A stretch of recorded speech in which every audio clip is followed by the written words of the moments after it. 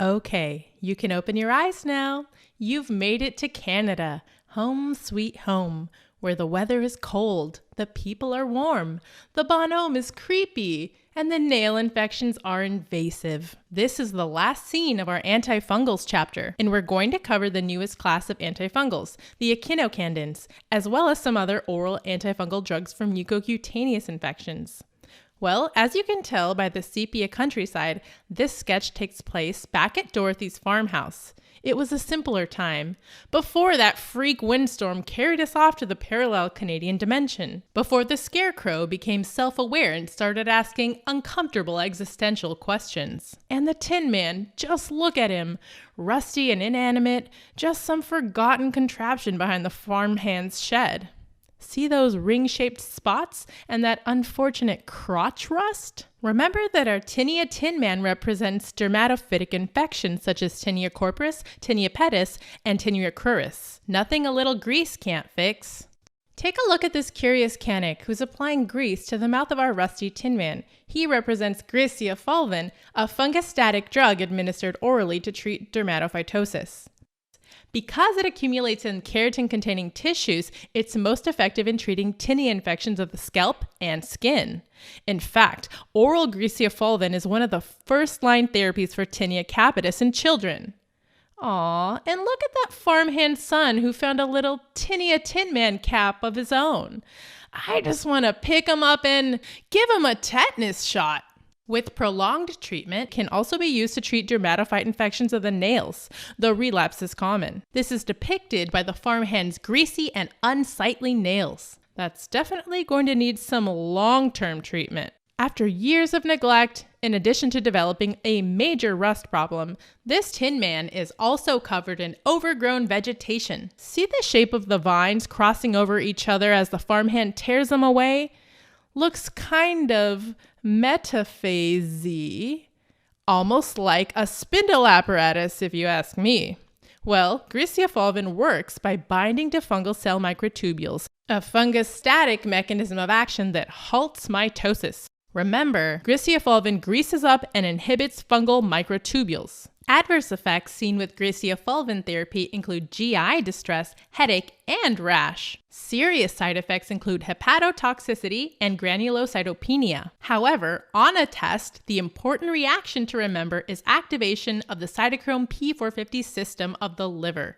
In the back, we'll sketch in another farm mechanic greasing up the engine of a tractor. Notice that this tractor has a shiny chrome bumper, along with our recurring symbol for cytochrome interaction, the CYP450 license plate. Specifically, Grisia fulvin activates the CYP450 system as indicated by the other grease monkey who's giving him the old thumbs up. Looks like this CYP450 engine is running smoothly. Grisia fulvin has largely been replaced by newer antifungal medications such as terbinafine. In Sketchy Micro, terbinafine was represented by the outlandish turban worn by the Great Wizard himself. But just like in Frank L. Baum's original story, back in Canada, the wizard is just the eccentric and possibly homeless Professor Marvel, just a traveling soothsayer. And what sooth does he see in his crystal ball today? What the... That Tin Man is going to spring to life at any moment. Don't touch that thing. Topical terbinafine is used to treat dermatophytes, just like the Tin Man he now holds in his hand. Along with Grisia fulvin, oral terbinafine is the first-line agent for treating tinea capitis in children. Remember the endearing farmhand to be wearing his little Tin Man cap, standing between the grease and the turban. When given orally, terbinafine is especially effective against onychomycosis. And that's why our fortune teller nervously bites his fingernails. Like Grisia fulvin, terbinafine deposits in keratin-containing tissues. But unlike Grisia fulvin, it is fungicidal. Like the azoles, it interferes with ergosterol synthesis.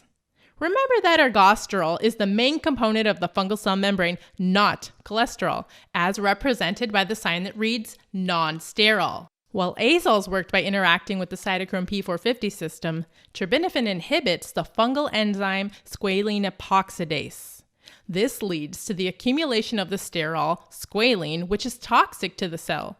On our farm, accumulated squalene is represented by the accumulated squealing pigs in the pen. Adverse side effects are rare, consisting mainly of GI upset, and that's why we've sketched in some diarrhea-evoking mud puddles.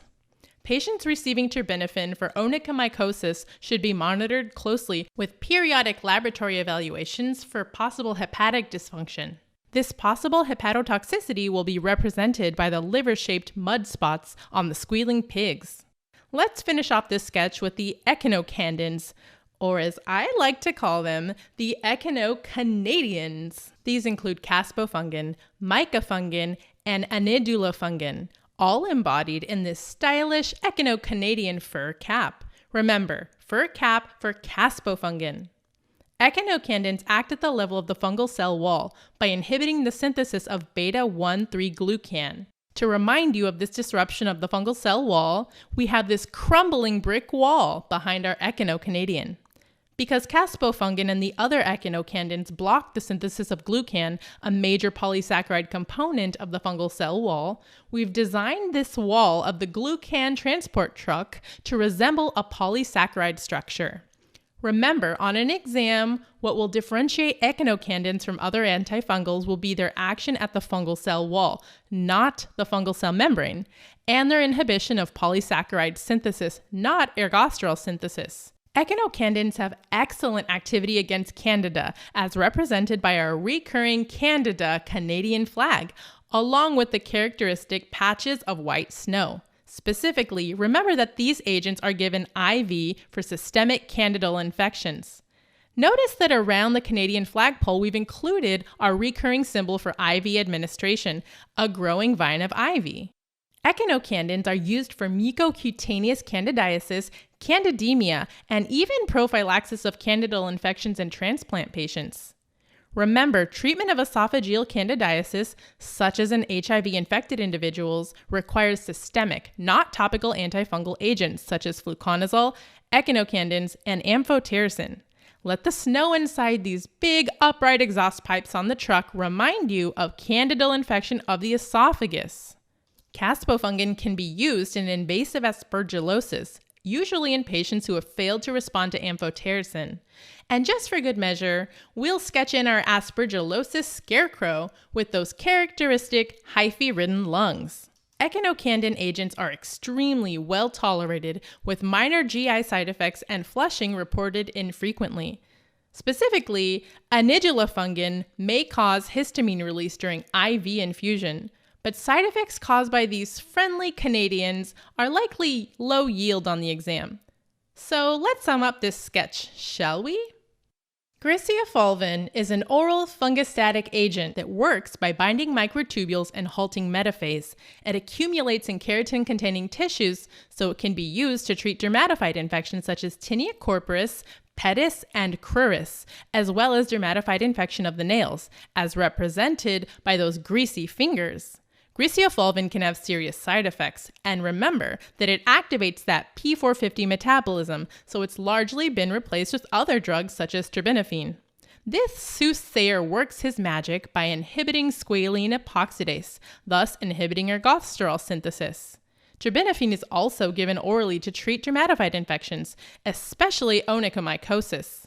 Along with Griseofulvin, it's one of the first-line drugs for treating tinea capitis. Our echinocandin in the back represents caspofungin and the rest of the echinocandins. They inhibit glycan polysaccharide synthesis and work on the fungal cell wall, not the membrane.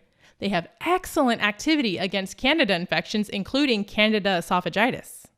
Well, this is the end of our antifungal story. It's time to move on to viruses. Though I will say, I'm going to miss Candida. If we learned anything today, it's this. If you ever come across a turban-wearing homeless man who beckons you to come inside his motorhome/fortune-telling booth, just say yes.